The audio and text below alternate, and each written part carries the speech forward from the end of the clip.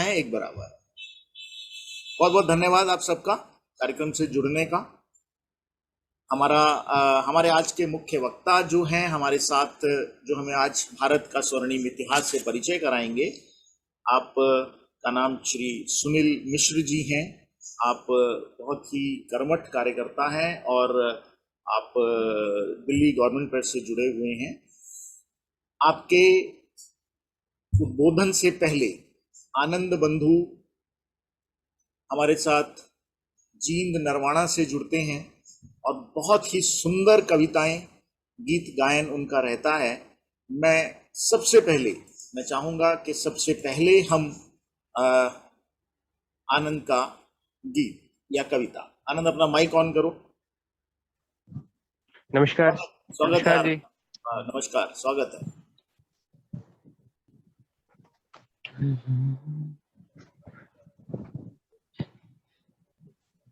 इतिहास गा रहा है दिन रात गुण हमारा, दिन रात गुण हमारा। दुनिया के लोगों सुन लो, यह देश है हमारा, यह देश है हमारा, यह देश है हमारा। इस पर जन्म लिया है, इसका पिया है पानी, माता है ये हमारी, ये है पिता हमारा। इतिहास गा रहा है दिन रात गुण हमारा, रात गुण हमारा। पौरुष की वीरता को झेलम तू ही बता दे, पौरुष की वीरता तू ही बता दे। यूनान का सिकंदर था तेरे तट पे हारा। इतिहास गा रहा है दिन रात गुण हमारा, दिन रात गुण हमारा, दिन रात गुण हमारा। उज्जैन तू सुना दे विक्रम की वो कहानी, प्रकट हुआ था जिससे संवत नया हमारा। इतिहास गा रहा है दिन रात गुण हमारा, दिन रात गुण हमारा, दिन रात गुण हमारा। हम इसको भूल जाए संभव नहीं कभी ये, हम इसको भूल जाए संभव नहीं कभी ये। बतला रहा है हमको यह संगठन हमारा। इतिहास गा रहा है दिन रात गुण हमारा, दिन रात गुण हमारा, दिन रात गुण हमारा। दुनिया के लोगों सुन लो, यह देश है हमारा, यह देश है हमारा, यह देश है हमारा। भारत माता की जय। इतिहास गा रहा है दिन रात गुण हमारा, दुनिया के लोग सुन लो, यह देश है हमारा। बहुत सुंदर आनंद, बहुत बहुत धन्यवाद। और हम सब आपकी आवाज के दीवाने हो गए। Really thank you so much, बहुत अच्छा लगा। तो जोश और जुनून का एग्जाम तो भरना होगा, लक्ष्य पाना है तो उसका ध्यान तो करना होगा। बातों की जादूगरी से नहीं बदलती हैं तारीखें, बातों की जादूगरी से नहीं बदलती हैं तारीखें। इतिहास बदलना है तो कुछ काम ही करना होगा। आज उसी स्वर्णिम इतिहास को आप सबसे, वो इतिहास जो हमने पढ़ा नहीं, वो इतिहास जो वास्तव में स्वर्ण अक्षरों में लिखा जाना चाहिए। हमारे बीच हमारे साथ सुनील मिश्र जी हैं। मैं सुनील जी से आग्रह करूंगा कि वो अपना इतिहास से परिचय कराएं हमारा, जो शायद क्या वास्तविकता तो ये है कि हम में से किसी ने नहीं सुना। श्रीमान सुनील जी। भाई साहब आवाज आ रही है मेरी? जी बिल्कुल भाई साहब आ रही है। बहुत बहुत नमस्कार भाई साहब, स्वागत है आपका। नमस्कार। आप सभी आदरणीय बंधुओं का इस कार्यक्रम में हार्दिक स्वागत अनिल जी ने पहले ही कर दिया है, पर आपने मुझे यहाँ बुलाया, इसके लिए आपका बहुत बहुत धन्यवाद, बहुत बहुत आभार।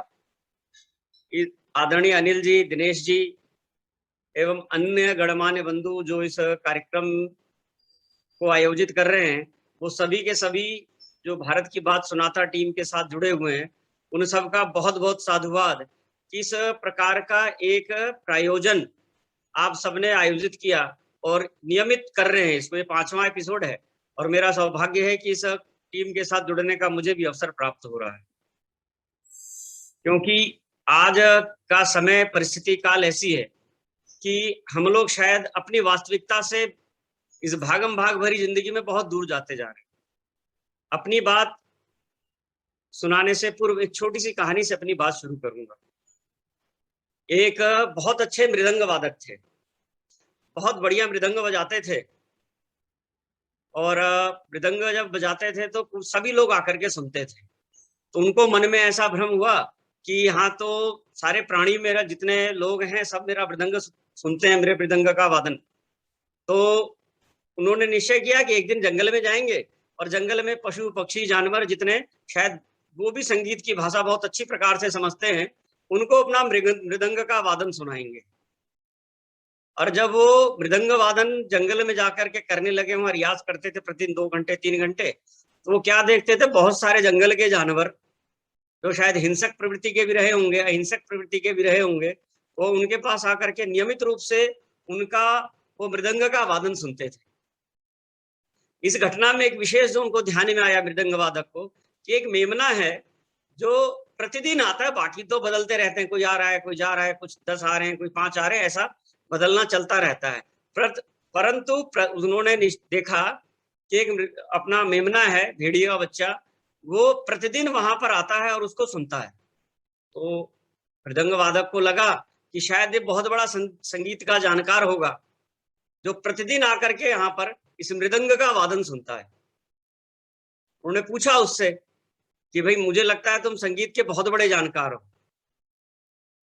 और संगीत के जानकार हो इसलिए प्रतिदिन आते हो, मैं इसलिए प्रतिदिन आपको देखता हूं।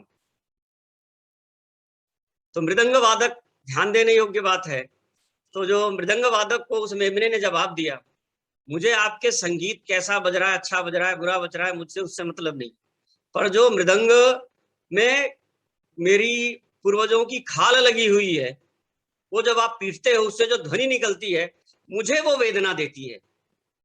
मैं उस वेदना को सुनने के लिए आता हूं, उस वेदना को याद करता हूं, तो याद करता हूं कि मेरे पूर्वजों से पर किस प्रकार के अत्याचार करके, उनको मार करके उनकी खाल को आपने संगीत के रूप में यहाँ बजाया है, मुझे वही समझ में आता है। जब 15 अगस्त 1947 को देश आजाद हुआ तो बहुत सारे आजाद हुआ, आजादी मिली, हम स्वतंत्र हुए। उसके पश्चात एक विभीषिका रही कि हमारा विभाजन हुआ, और शायद उस मेमने का दर्द हम सबने उस समय के लोगों ने सहा होगा। देश की आजादी की प्रसन्नता थी, साथ में देश के विभाजन का दंश भी था। उसको भी अपने को समझना चाहिए कि जब 15 अगस्त 1947 को देश आजाद हुआ, कागज की लकीर पे एक निशान मार करके इस देश को, इस राष्ट्र के 2 टुकड़े कर दिए गए। और उस समय की विडंबना यह है कि किसी ने राष्ट्र को राष्ट्र समझा ही नहीं, उन्होंने देश समझा, एक भौगोलिक इकाई समझा और उसको तोड़ करके रख दिया। और कहीं ना कहीं इसके पीछे एक बहुत बड़ी कूटनीतिक चाल रही, जिसने हमारे मन मस्तिष्क पर एक बहुत बड़ा प्रभाव डाला। इसलिए इस विभीषिका को समझने से पहले हमको अपना लगभग क्या नीति रही, क्या नीति रही, कि किन इतिहासकारों ने हमको क्या क्या पढ़ाया, वो शायद हमको जानकारी नहीं। तो अनिल जी ने एक बहुत अच्छा प्रयास किया और मुझे अवसर दिया कि इस विषय पर कुछ इतिहास के तथ्य आपके सामने में रख सकूं, कि अपना भारत का जो स्वाधीनता संग्राम रहा या उससे पूर्व का इतिहास रहा, वो बहुत गौरवशाली रहा है। आप सबको ध्यान में होगा, कोई भी देश जब तक वैभवशाली बन सकता है जब उसको अपने इतिहास पर गर्व हो, उसको अपने इतिहास पर गर्व हो, उसका स्वाभिमान जागृत हो। पर हमारे देश की ऐसी विडंबना रही कि अंग्रेजों ने जैसा इतिहास लिखा वैसे ही इतिहास हमें पढ़ाया गया। वास्तविक इतिहास से हम कोसों दूर रहे, उस तक हमें पहुंचने का अवसर ही नहीं दिया गया। कमोबेश आज भी वही स्थिति चली आ रही है। आपको ध्यान में होगा कि जब महाभारत का युद्ध हो रहा था तो कर्ण के सारथी थे शल्य, वो उस युद्ध में बार बार जो है कर्ण को हतोत्साहित कर रहे थे, और उसका परिणाम क्या निकला कि कर्ण युद्ध हार गया। इसके विपरीत आप अगर देखें कि हनुमान जी को जामवंत ने प्रोत्साहित किया, प्रेरित किया, उनको उनका ज्ञान याद कराया, तो क्या परिणाम निकला, वो समुद्र लांघ करके लंका गए, लंका विजय प्राप्त की। इसलिए अगर आपको का जो इतिहास है, आपको गौरवशाली इतिहास अगर पढ़ाया जाएगा तो आप भी हनुमान जी की तरह अपनी शक्ति को पहचान करके लंका लांघ करके वहां पर जाके लंका दहन करेंगे। और अगर आपको हतोत्साहित किया जाएगा, बार बार कहा जाएगा कि आपका जो इतिहास है पराभव से भरा हुआ है, तो आपकी स्थिति भी उस कर्ण की तरह रहने वाली है कि शल्य बहुत बड़े अपने क्या बोलते हैं सारथी थे, पर उन्होंने, क्योंकि उनकी निष्ठा उधर जुड़ी हुई थी, उन्होंने कर्ण को हमेशा हतोत्साहित किया है और कर्ण युद्ध हार गया। उसका बहुत बड़ा परिणाम उसका हतोत्साहन रहा। तो अपने को ध्यान में आता है जब 1835 में, जून 1835 में लॉर्ड मैकाले को भारत में वायसराय बनाकर भेजा गया, तो उसने पूरे भारतवर्ष का भ्रमण किया, और पूरे भारतवर्ष का भ्रमण करने के पश्चात उसको ध्यान में आया, उसने इंग्लैंड की महारानी को एक पत्र लिखा, और उसने पत्र में लिखता है वो कि भारत को अगर लंबे समय तक पराधीन रखना है हमें, तो उसका एक ही तरीका है कि इसकी युवा शक्ति अपने वैभवशाली इतिहास को ठीक से जान ना पाए, उसको समझ ना पाए, उसका अध्ययन न कर पाए। ऐसा प्रयोजन, ऐसा इतिहास, नया इतिहास अपने को लिखना पड़ेगा। अंग्रेज इतिहासकार हमेशा से भ्रम फैलाते रहे कि भारत का इतिहास लगभग 200 साल की गुलामी का इतिहास है, जो कि सच्चाई से कोसों कोस दूर है। भारत का तो हजारों वर्षों का इतिहास है, हजारों लाखों वर्षों का इतिहास है ना। वो 2000 वर्षों की गुलामी के खंड में ऐसा करके प्रचारित किया गया, जो कि एकदम सफेद झूठ है ना। ये अपने को ध्यान में करना चाहिए कि ये 2000 वर्षों नहीं, लगभग 2500 वर्षों का सतत संघर्ष का इतिहास है ये, जो कि बलिदानों से भरा पड़ा है, संघर्षों से भरा पड़ा है।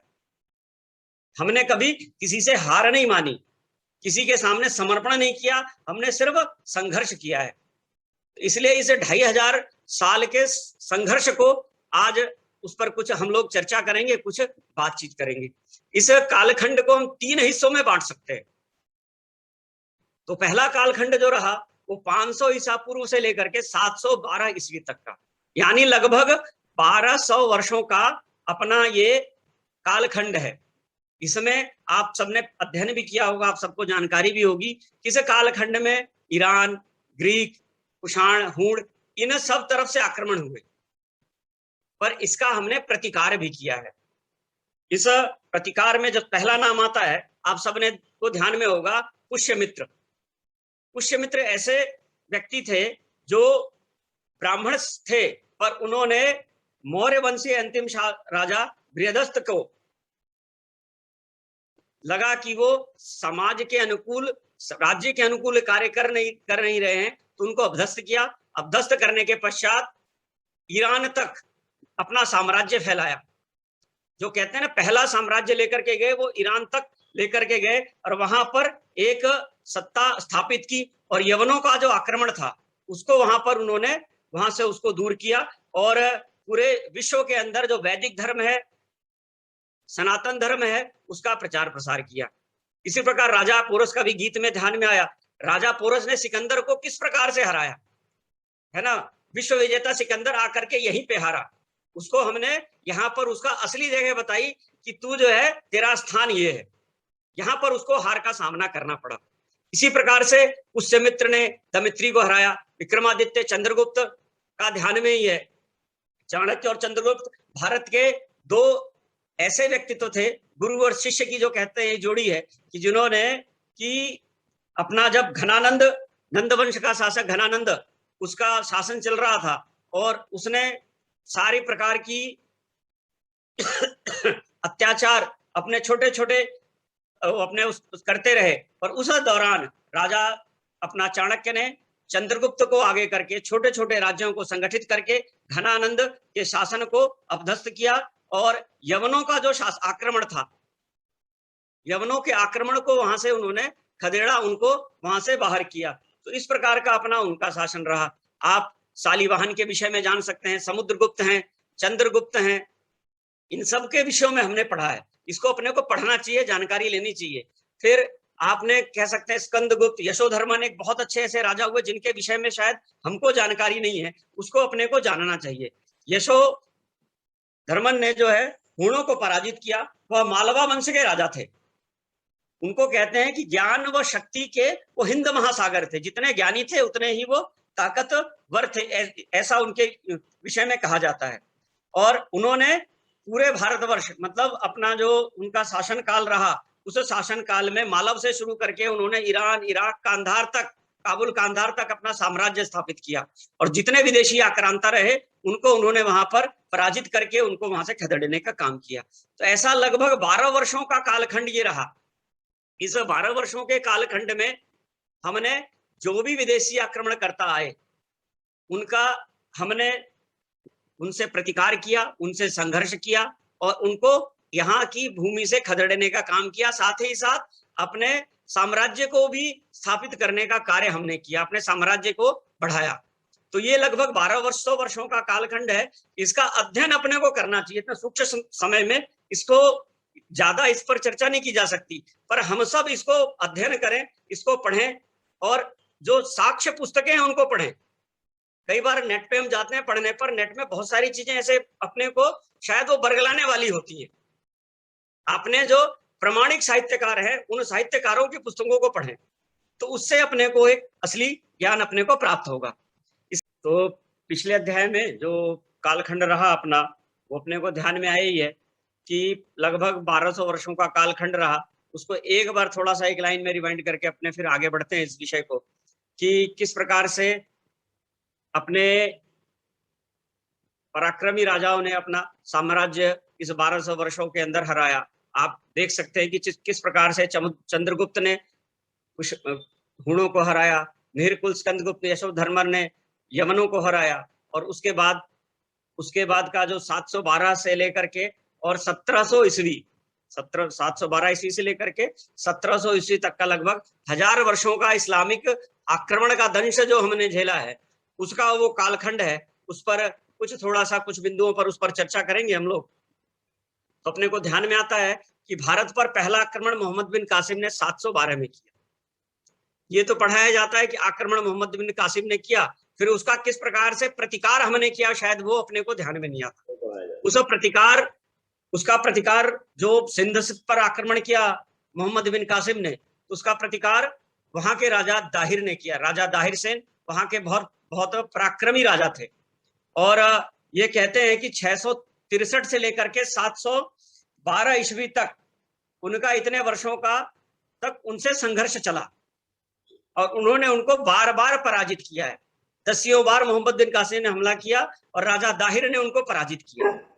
और ऐसा कहते हैं कि अंत में जब इतने वर्षों के संघर्ष के बाद उनके कुछ बंधु उनके साथ के थे जिन्होंने शायद विश्वासघात किया राजा दाहिर के साथ, और सिंध नदी के किनारे वो वीर गति को प्राप्त हुए। जब सिंध नदी के किनारे वीर गति को प्राप्त हुए, राजा दाहिर की 2 पुत्रियां थीं। वो अपने को याद करना चाहिए कि किस प्रकार से उन्होंने अपने के पिता की मृत्यु का बदला लिया। उनकी 2 पुत्रियां जिनका नाम था सूर्या देवी और चंद्र देवी। जब राजा दाहिर वीरगति को प्राप्त हो गए तो मोहम्मद बिन कासिम के सैनिकों ने उन दोनों पुत्रियों को गिरफ्तार कर लिया। और गिरफ्तार करने के बाद उनको उस समय खलीफा, जो उनका एक प्रमुख जैसे गुरु होता है ना, उस प्रकार से खलीफा इनका एक केंद्र बिंदु रहता है सत्ता का, उसके सामने उन्होंने उसको पेश किया। और आप सोच सकते हो कि इन 2 बालिकाओं ने किस प्रकार का शौर्य दिखाया होगा उस समय जब वहां पर उनको पेश किया गया। तो खलीफा के सामने उन्होंने निडर होकर के कहा कि आप मुझे स्पर्श नहीं कर सकते। उसने पूछा क्यों? क्योंकि हमें यहाँ आने से पहले 2 दिनों तक मोहम्मद बिन कासिम ने अपने पास रखा और हम तो अब अपवित्र हो गए हैं। तो इतना गुस्सा उस खलीफा को आया, कहते हैं कि उसने मोहम्मद बिन कासिम को बंद करके, उसमें बक्से में बंद करके मारने का आदेश दिया। और उस समय वो अवध में तक पहुंच गया था। अवध में से उसको बक्से में बंद करके सिंध तक लाया गया और उसी दौरान उसकी मृत्यु हुई। और इसके बाद जब उसकी मृत्यु के पश्चात खलीफा ने उनका शील हरण करने का प्रयास किया तो कहते हैं उन दोनों बालिकाओं ने खंजर निकाल करके अपनी कटारी से उस खलीफा का वध किया। और उस खलीफा के वध करने के पश्चात अपने आप भी स्वयं मृत्यु को अंगीर करके लगा कि अब इसके बाद तो वहां से बच नहीं सकते। अपने पिता का उन्होंने बदला लिया। तो आप समझ सकते हैं कि किस प्रकार के वीर योद्धा और वीरांगना अपने इतिहास में रहे हैं, जिन्होंने कि कभी भी किसी भी परिस्थिति में हार अपने को नहीं मानी। इस इतिहास से थोड़ा सा आगे और बढ़ते हैं तो एक बहुत सुंदर अपने एक वो रहे हैं मेवाड़ के अंदर बप्पा रावल। बप्पा रावल का इतिहास भी अपने को जाना चाहिए। 730 ईस्वी के आसपास बप्पा रावल का कालखंड रहा है। 8वीं शताब्दी में चित्तौड़ के अधिपति बने वो, चित्तौड़ के राजा बने। बप्पा रावल ने अरब आक्रमणकारियों को परास्त कर उनको इतना पीछे धकेला कि अरब तक, कहते हैं कि अरब तक उन्होंने अपना शासन जो है स्थापित किया। ईरान, इराक, काबुल, कांधार, यहां तक वो गए और अपना शासन उन्होंने वहां पर स्थापित किया। उसके बाद वो कहते हैं कि जब गए और अंत में जब उन्होंने वृद्ध हो गए तो वो तो विषय अलग है कि उन्होंने वृद्धावस्था के समय संन्यास लेकर के अपने पुत्रों को राज्यपाट सौंप दिया। तो इस प्रकार का बप्पा रावल का शासन रहा। उसके बाद 1001 से लेकर के लगभग 1026 तक, 1001 से 26 तक हमने अलग अलग राज्यों का अपने राजा हुए। उसमें जयपाल, आनंदपाल, अनंगपाल, त्रिलोचनपाल, भीमपाल व अन्य हिंदू राजा जिन्होंने मोहम्मद गजनवी से संघर्ष किया। सोमनाथ का विध्वंस अपने को ध्यान में है।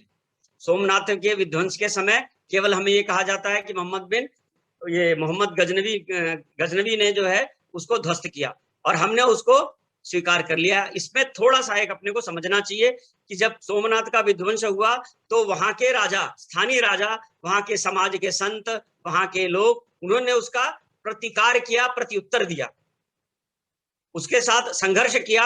उसने 16 बार आक्रमण किया है और 16 बार यहां से परास्त होकर के गया है। ये अपने को ध्यान में करना चाहिए। अभी चर्चा क्या होती है, सिर्फ हमने जो है 17वीं बार का जो की चर्चा है वो ज्यादा होती है, उसने सोमनाथ को आके विध्वंस किया। पर एक बात अपने को इस सोमनाथ के विषय में भी ध्यान करनी चाहिए। जब उसने उसको सोमनाथ का विध्वंस किया है मोहम्मद गजनवी ने, उसके बाद मालवा वंश के राजा भोज ने उसको दोबारा पुनर्स्थापित किया, उस मंदिर का पुनर्निर्माण कराया। पर बाद में उसके बाद 1706 ईस्वी में 1706 में औरंगजेब ने उसको फिर दोबारा ध्वस्त किया है। हम जो कहते हैं ना मोहम्मद गजनवी करके गया, तो उसके बाद उसको दोबारा पुनर्स्थापित राजा भोज ने उसको वहां पर पुनः स्थापित करवा दिया था। तो इस प्रकार सोमनाथ का जो ध्वंस रहा उसको भी हमने झेला है और हमने भी उसका प्रतिकार किया। उसके बाद थोड़ा सा और आगे बढ़ते हैं तो 1012 से 1035 ईस्वी में राजा उड़ीसा के राजा राजेंद्र चोल का शासन काल रहा। उन्होंने बिहार से लेके बंगाल, अंडमान, इंडोनेशिया तक, आज जो इंडोनेशिया में राइट सर, राइट एकदम राइट। आवाज आ रही है ना भाई साहब? शायद किसी ने अपना माइक ऑन कर लिया होगा, अदरवाइज माइक सबके ऑफ म्यूट रहे। तो राजा राजेंद्र चोल वंश ने अपना इंडोनेशिया तक हिंदू साम्राज्य स्थापित किया। बाद में स्थिति कैसी रही, परिस्थिति बदलती रही, वो एक अलग विषय है। पर उन्होंने मंगोल, चीन तक अपना राज्य स्थापित कर दिया था। तो किस प्रकार का संघर्ष उन्होंने किया होगा, किस प्रकार की शक्ति उनकी रही होगी, ये अपने को ध्यान करना चाहिए, इसका भी अध्ययन करना चाहिए। एक इतिहास में एक बहुत बड़ी चर्चा का विषय रहता है कि पृथ्वीराज चौहान का प्रसंग अपने को ध्यान में आता है। 1012 से लेकर के 1092 तक पृथ्वीराज चौहान का शासन काल रहा। मोहम्मद गौरी को उन्होंने 17 युद्धों में पराजित, 16 युद्धों में पराजित किया। 17वें युद्ध में हारे, उनकी क्या स्थिति रही, परिस्थिति रही। तो कहीं ना कहीं हमारी उदारता को हमारे शत्रुओं ने हमारी कमजोरी समझा। शायद उन 16 युद्धों में मोहम्मद गौरी को 16 मौके देने की आवश्यकता ही नहीं थी, पर वो हमारी संस्कृति की एक विशेषता है, सनातन संस्कृति की, कि हमारी शरण में जो आ गया हमने उसको माफ कर दिया। इस प्रकार की अपनी अपनी स्थिति परिस्थिति रहती है। उसके बाद अगर हम थोड़ा सा और आगे बढ़ते हैं तो 1326 ईस्वी में राणा हमीर ने मोहम्मद बिन तुगलक का वध किया, उसको वहां पर बंदी बनाया। और जो कहते हैं चित्तौड़ वंश के जो श्रेष्ठ राणा हुए, राणा कुंभा, जो कहते हैं स्वतंत्रता इतिहास के शायद उनसे लंबी कदकाठी का कोई व्यक्ति नहीं था। उन्होंने भी चित्तौड़ से चल करके और ईरान, इराक, काबुल, कांधार तक अपना आधिपत्य स्थापित किया है। मुगलों को, जितने वहां पर मुगल शासक थे, छोटे मोटे राजा थे, सबको उन्होंने अपने अधीन किया, सबको परास्त किया, वहां के सुल्तानों को परास्त किया और अपना साम्राज्य स्थापित किया। इसको भी अपने को ध्यान में करना चाहिए कि किस प्रकार का संघर्ष उनका चलता रहा। फिर 1336 के ईस्वी के आसपास जाते हैं दक्षिण भारत के अंदर। उस साम्राज्य को अपने को ध्यान में होगा, राजा कृष्णदेव राय बहमनी साम्राज्य के को पराजित करके उन्होंने अपना राज्य स्थापित किया। विजयनगर साम्राज्य की सीमाएं जो है पूर्व कटक से लेकर के पश्चिम मुंबई, दक्षिण से कन्याकुमारी तक रही। कहते हैं उस समय का दक्षिण का स्वर्णिम काल रहा है। इसका वर्णन इतिहास के सर्वाधिक शक्तिशाली साम्राज्य के रूप में किया जाता है कि पूरे विश्व में अगर सबसे शक्तिशाली साम्राज्य रहा तो राजा कृष्णदेव राय का साम्राज्य रहा है। उन्होंने अपनी शक्तियों को से सबको पराजित करते हुए विदेशी आक्रांताओं को अपने अधीन किया, उनको पराजित किया और एक वैभवशाली इतिहास, एक वैभवशाली परंपरा उन्होंने वहां पर स्थापित की। 1527 के आसपास का विषय साम्राज्य आता है। उसके बाद राणा सांगा और बाबर का युद्ध हमको ध्यान में होगा कि किस प्रकार 80 घाव लगने के बाद भी राणा सांगा ने उनके साथ युद्ध किया। एक विषय अपने हरियाणा का भी ध्यान में आता है उस कालखंड का कि हेमचंद्र विक्रमादित्य, जिसको हम हेमू कहते हैं, उन्होंने हुमायूं और अकबर से लगभग 23 युद्ध किए और उन 23 युद्धों में 22 बार उन्होंने विजय प्राप्त की है। अंतिम युद्ध किसी अपने लोगों की कमियों के कारण, अपने लोगों का साथ न देने के कारण उन्होंने युद्ध को हारे। तो इसलिए इसकी भी चिंता अपने को करनी चाहिए कि किस प्रकार हमने इन मुगलों को 22 बार राजा हेमू ने हराया। हम 22 बार की चिंता को भूल करके हम 23वीं जो पराजय रही उसकी चिंता करते हैं। इसलिए अपने को इतिहास में ध्यान करके कि अपने 22 बार उसको हराया है, उसको परास्त किया है, वो अगर हम याद रखेंगे तो अपना स्वाभिमान जगेगा, उससे अपने को ध्यान में आता है। फिर एक विषय पीछे आप लोगों ने चलाया था महाराणा प्रताप का, तो कहते हैं महाराणा प्रताप का युद्ध, आप पूरा विषय उसमें प्रसंग में आया था, महाराणा प्रताप का जब जीवन परिचय हुआ था। पर एक बात अपने को उसमें ध्यान में रहनी चाहिए कि महाराणा प्रताप का जीवन संघर्षशील जीवन रहा। अपने शासन काल में, अपने जीवित अवस्था में ही उन्होंने जो साम्राज्य कुटिल, मुगलों की कुटिल नीति के कारण हारा था, उसको अपने जीवन काल में ही लगभग उसका 85% हिस्सा उन्होंने वापस ले लिया था। मुगलों को उस वहां से खदेड़ दिया था, भगा दिया था, है ना। हम अकबर महान कहते हैं, अकबर काहे का महान हुआ? इतिहासकारों में पढ़ाया जाता है महाराणा प्रताप महान थे कि अकबर महान था। इसकी चिंतन और मनन हम सब ने करना है कि इतनी बड़ी सेना लेकर के जब अकबर ने महाराणा प्रताप पर युद्ध किया और महाराणा प्रताप ने अपनी छोटी सी सेना लेकर के उसका प्रतिकार किया है।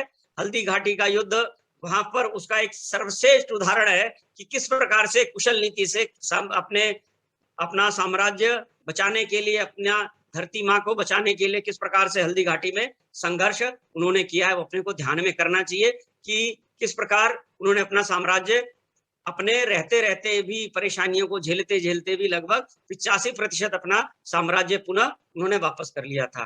फिर आगे अगर चले हम तो रानी दुर्गावती का अपने को ध्यान में आता है कि कितनी वैभवशाली महिला थी वो रानी दुर्गावती। गोंडवाना साम्राज्य की वो रानी थी। अकबर को उन्होंने लगभग परास्त कर दिया था। मुगल सेना लेकर अकबर स्वयं वहां तक पहुंचा है, गोंडवाना तक, और युद्ध चला। लगभग 23 दिन युद्ध चला है वो, और 23 दिन युद्ध में रानी लगभग अपना जीतने की स्थिति में आ गई थी। पर अपने यहाँ इतिहास में कुछ ऐसे चरित्र हुए हैं, कुछ ऐसे व्यक्ति हुए हैं जिन्होंने की कुछ न अंतिम समय में आकर के हमें पराधीनता की तरफ धकेला है। तो उस समय भी उनके कुछ व्यक्तियों ने, उनके कुछ अपने जो सैनिक थे, उन्होंने अंत के समय में दगा किया और वो अकबर की सेना में जाकर के मिले हैं। और मिलने के पश्चात अपना रानी दुर्गावती का वहां पर वध हुआ। रानी दुर्गावती के विषय में कहते हैं जब वो 4 वर्ष उनका शादी हुआ था तो उनके पति का देहांत हो गया था, राजा का देहांत हो गया। उसके बाद इनको राजा बनाया गया। फिर उन्होंने एक बिखरा हुआ जो साम्राज्य था उसको स्थापित करके और अपनी पूरी शक्ति के साथ मुगलों के साथ लड़ी। कहते हैं कि अगर उस समय रानी दुर्गावती का साथ वहां के अपने कुछ लोगों ने न छोड़ा होता तो आज शायद इतिहास की दिशा ही कुछ और होती, इतिहास बदल गया होता। पर ये तो हमारा भाग्य है, दुर्भाग्य है किस प्रकार के कुछ लोग हमारे बीच में रहे जिन्होंने इसके बाद आगे बढ़े। तो छत्रपति शिवाजी महाराज का वैभवशाली इतिहास, जिन्होंने की हिंदवी साम्राज्य की स्थापना की। उन्होंने कहा मैं शिवाजी हिंदू राज्य की स्थापना करता हूँ। पूरे उस विषय पर एक अलग से पूरा एपिसोड शिवाजी महाराज के ऊपर हो सकता है। मैं तो थोड़ी सी बात उनको कहूंगा कि किस प्रकार से उन्होंने अपना राज्य स्थापित किया। जो आज हम नौसेना देखते हैं वो उन्हीं के दिमाग की उपज थी। पहली नौसेना स्थापित, नौसेना जो है नेवी, वो अपना शिवाजी महाराज ने ही स्थापित की थी। किस प्रकार का युद्ध कौशल्य, किस प्रकार की बुद्धि विवेक से, आप सबको ध्यान में होगा अफजल खां वाला प्रसंग कि अफजल खां युद्ध करता हुआ आगे बढ़ रहा था, सबको ध्वस्त करता हुआ जा रहा था अफजल खां। और उसके बाद किस प्रकार की घटना, महाराणा शिवाजी प्रतापगढ़ के किले में जाकर के रह गए तो वहां के लोगों ने कहा कि शिवा तुम यहाँ बैठे हो और वो अफजल खां किस प्रकार का अत्याचार करता हुआ आ रहा है। यहाँ तक कि उसने उनकी कुल देवी तुलजा भवानी का मंदिर भी ध्वस्त कर दिया। पर आप सोच सकते हैं इतने अपमान के बाद कि किस प्रकार की व्यूह रचना उन्होंने की होगी कि उसको घेरते घेरते प्रतापगढ़ के फोर्ट में लाए और वहां पर उसका वध किया। तो लगभग 51 वर्षों का उन्होंने जो है 1630 से लेकर के 1680 तक का शासन उनका हो रहा है कार्यकाल।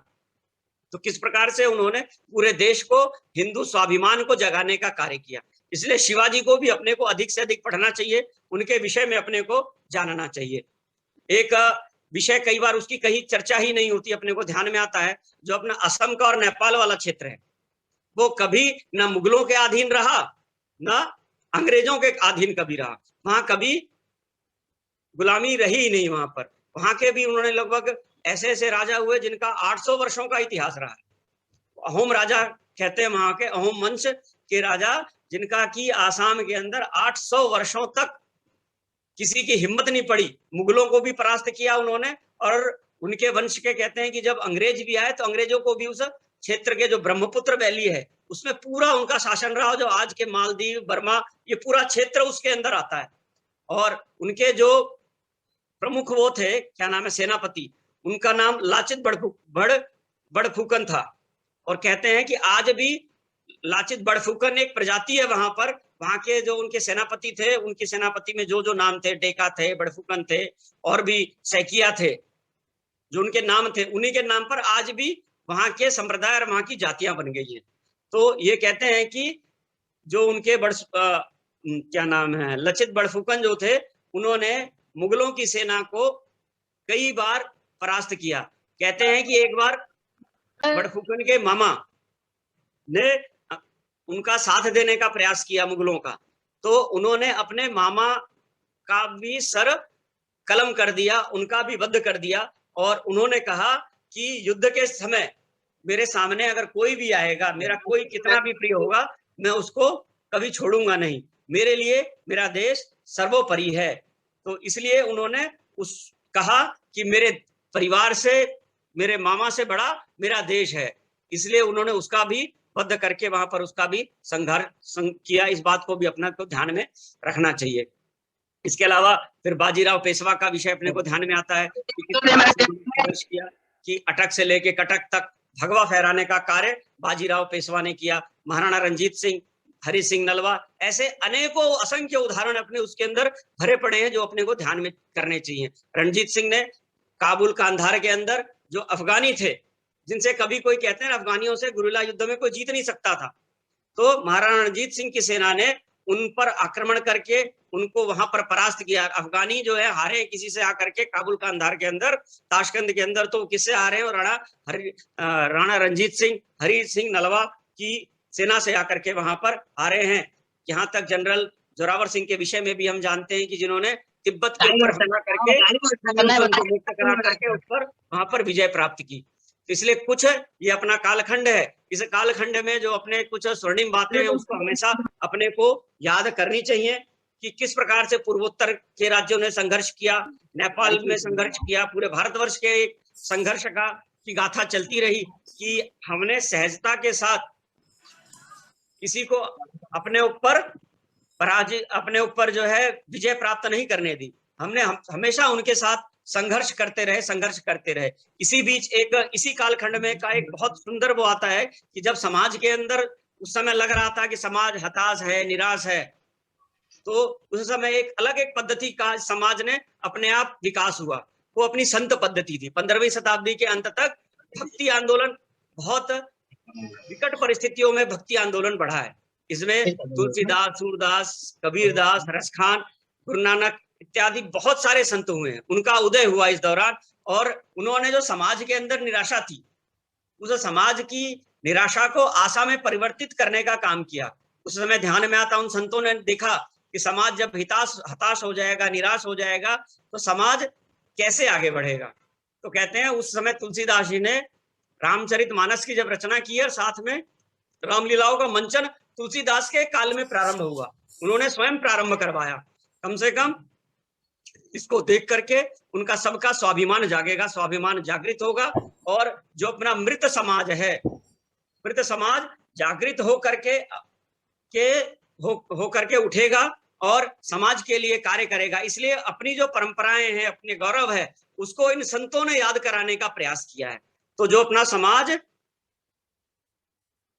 उस समय अपने आप को मृत प्राय समझ रहा था, तो संत समाज ने भी अपनी भूमिका अदा की है अपने इस वैभव को बढ़ाने के लिए, अपने समाज के लोगों का मनोबल बढ़ाने के लिए, समाज किस प्रकार से इस जो विसंगति चली आ रही है इससे आगे निकल करके आएगा, इस भाव को पैदा करने का कार्य उस संत समाज ने किया है। तो उसको भी अपने को ध्यान में करना चाहिए।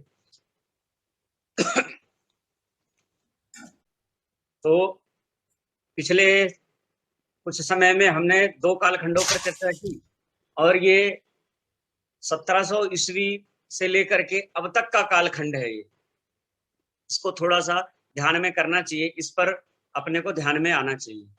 1757 से लेकर के जो ये कालखंड रहा है, ये यूरोपीय आक्रमण का कालखंड रहा, जिसमें कि विशेष रूप से अंग्रेजों द्वारा ब्रिटिश आक्रमण जो हम पर हुए, उस दंश को जो हमने झेला है, वो वाला है लगभग 200-250 वर्षों का ये अपना कालखंड है, जो आज तक शायद हम झेलते चले आ रहे हैं।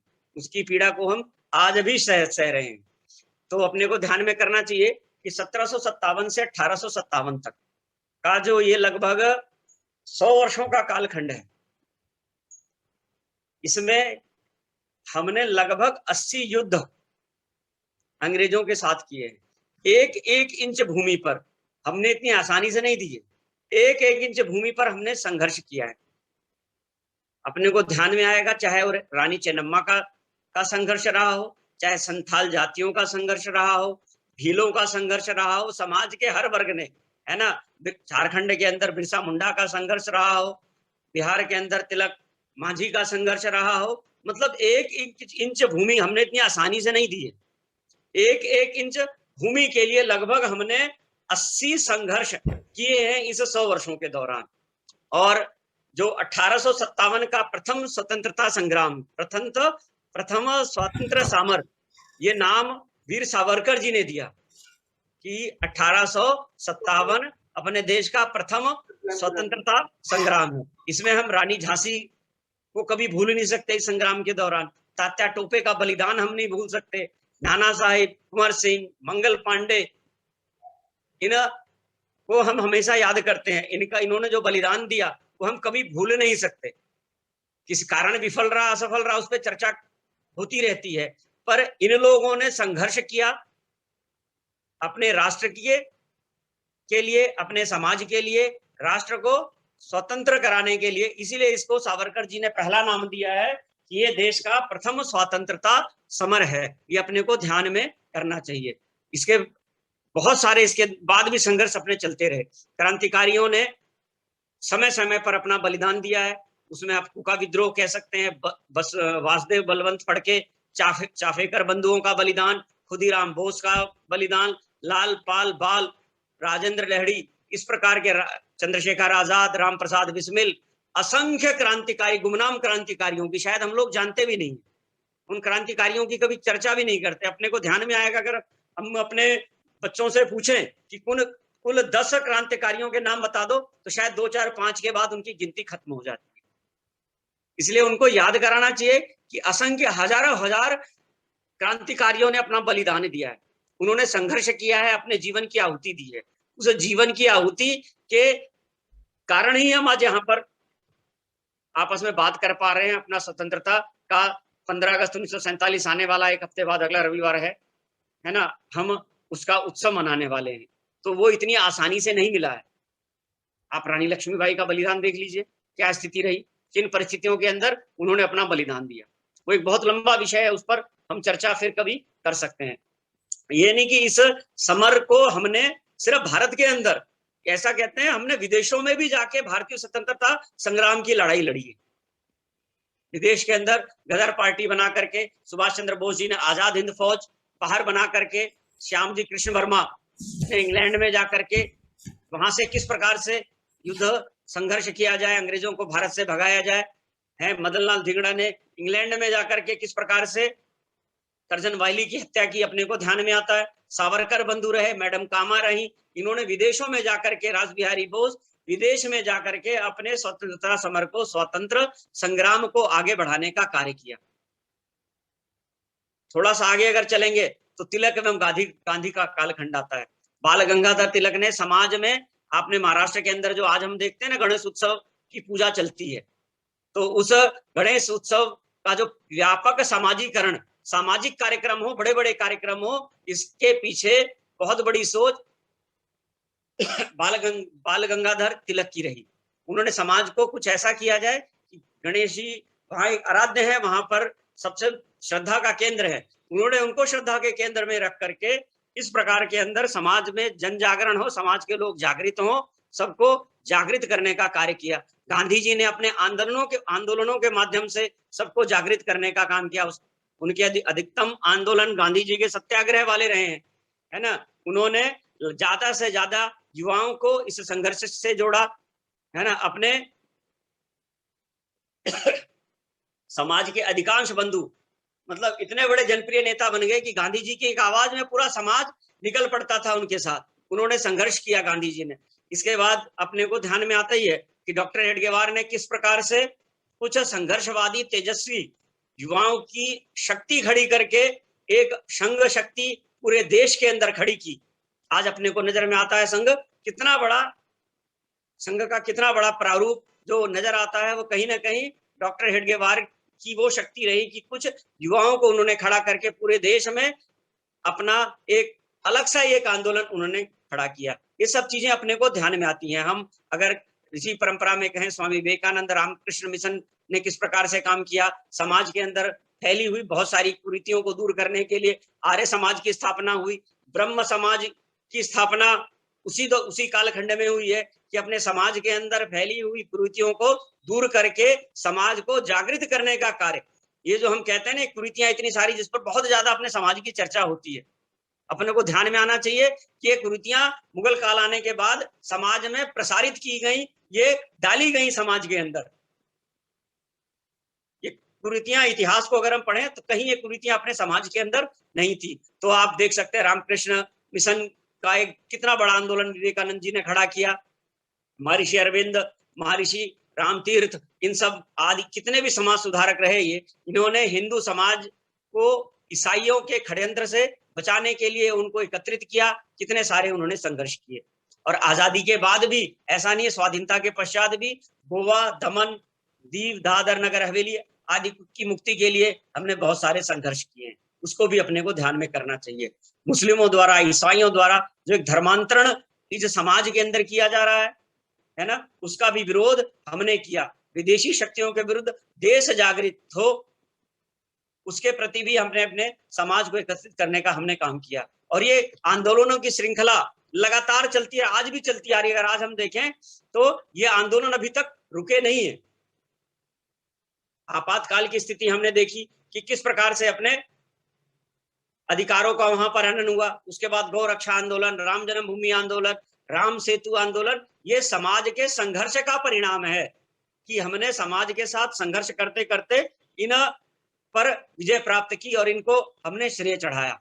तो इन सब चीजों के बाद अपने को ध्यान में आता है कि हमारा इतिहास सतत संघर्ष का गौरवशाली इतिहास रहा है, ना कि एक पराभव का इतिहास रहा है। जैसा विदेशी इतिहासकार अपने को लिख करके देके कर गए हैं, जिस प्रकार के उससे उन्होंने लिखा है, उससे अपने को थोड़ा सा उसकी सच्चाई को अपने को जानना चाहिए। तो हम समाज के एक जिम्मेवार नागरिक होने के नाते, एक राष्ट्रभक्त नागरिक होने के नाते, एक विचारशील नागरिक होने के नाते हम सबका दायित्व बनता है, हम सबका कर्तव्य बनता है कि हम इतने जो संघर्षों का अपना संघर्षों के बाद हमने इस आजादी को प्राप्त किया है, इतना संघर्ष किया है, 2500 वर्षों से हमने संघर्ष किया है, और हम इस आजादी को, इस स्वतंत्रता को हमेशा अक्षुण्ण बनाए रखेंगे। ये हम सबका उत्तरदायित्व बनता है। हम सबको ऐसा करने की एक प्रेरणा दे पाएंगे तो जो ये आपने ये श्रृंखला शुरू की है, कहीं ना कहीं उसका पूर्ण जब होगा आंदोलन, ये जब हम ज्यादा से ज्यादा लोगों को इस ओर जागृत कर पाए, देश के प्रति मेरा क्या कर्तव्य है। ये आजादी हमको इतनी आसानी से नहीं मिली है, कितने हजारों वर्षों के कालखंड के बाद मिली है। हम इसको किस प्रकार से सही सलामत बचा के रख पाए, अपने देश का गौरव बढ़ा पाए, ये हम सब की जिम्मेदारी बनती है। एक अंत में बात करके मैं विषय को समाप्त करूंगा कि एक घटना बहुत अच्छी ध्यान में आती है, मैंने पढ़ी थी और आप सबके साथ शेयर करना चाहूंगा। एक व्यक्ति थे, उनको एक्जिमा हो गया, खारिश हो गई, तो किसी ने उनको सलाह दी कि आप होम्योपैथी के किसी डॉक्टर के पास जाओ, और होम्योपैथी में इसका बहुत अच्छा इलाज है। एक्जिमा का इलाज कराने के लिए वो बंधु होम्योपैथी डॉक्टर के पास गए, डॉक्टर ने दवाई दी। 10 दिन बाद वो पुनः उस डॉक्टर के पास आते हैं और डॉक्टर से कहते हैं, डॉक्टर साहब ये आपने मुझे दवाई दी थी, मेरे हाथ पे जो खारिश हो रही थी, एक्जिमा हो रहा था, ये तो बढ़ गया है। तो डॉक्टर ने कहा कि आपका इलाज सही दिशा में चल रहा है। उसको बड़ा आश्चर्य हुआ, ये घाव तो मेरा बढ़ गया है, और डॉक्टर साहब कह रहे हैं आपका इलाज सही दिशा में चल रहा है। तो होम्योपैथी में कहते हैं ना, पहले चीजों को बीमारी को पूरा उभारते हैं और उसके बाद फिर वो धीरे धीरे ठीक होनी शुरू हो जाती है। आज कमोबेश यही स्थिति है, समाज को होम्योपैथी की दवाई दी जा चुकी है, तो जो दुराचारी शक्तियां हैं वो बिलबिलाकर बाहर आ रही हैं। इससे क्या है कि हमारी दवाई जो है सही दिशा में काम कर रही है, और जब सारी शक्तियां बाहर आ जाएंगी तो उसके बाद फिर सज्जन शक्ति को अपने आप इकट्ठा होना पड़ेगा। इसलिए हमको उस छोटी लाइन को बड़ा करने के लिए अपनी शक्ति की एक बड़ी लाइन उसके बराबर में खींचनी पड़ेगी। जब वो बड़ी लाइन खींच पाएंगे उसके लिए बहुत मेहनत करनी पड़ती। सज्जन शक्ति को इकट्ठा करने का जो हमने बीड़ा उठाया है उसको हम उठा पाएंगे, और उसका तरीका यही है कि हम अपने अतीत को, जितना हम अपने अतीत को याद रखेंगे, जितना हम अपने इतिहास को याद रखेंगे, अपने स्वाभिमान को जगाए रखेंगे, कहीं ना कहीं वो हमें आगे बढ़ाने में प्रेरणा देगा। इतिहास पढ़ाया इसीलिए जाता है कि इतिहास के माध्यम से आप अपने शौर्य को, अपने पराक्रम को आप जान सके। सीधी सी बात है, अगर आप महाराणा प्रताप की कथा, शिवाजी महाराज की कथा अपने बच्चों को पढ़ाएंगे तो बच्चा महाराणा प्रताप और शिवाजी पैदा होगा, चंद्रशेखर आजाद, भगत सिंह पैदा होगा। और अगर हम उनको औरंगजेब, बाबर, मुगलों की कहानियां पढ़ाएंगे तो उसके मन में कभी जो निडर का स्वभाव है, उसके मन का डर कभी नहीं निकलेगा। तो वो डर निकालने का कार्य हम सब ने करना है, ये हम सब का उत्तरदायित्व बनता है। इतनी सी बात कहकर मैं अपनी वाणी को विराम देता हूँ।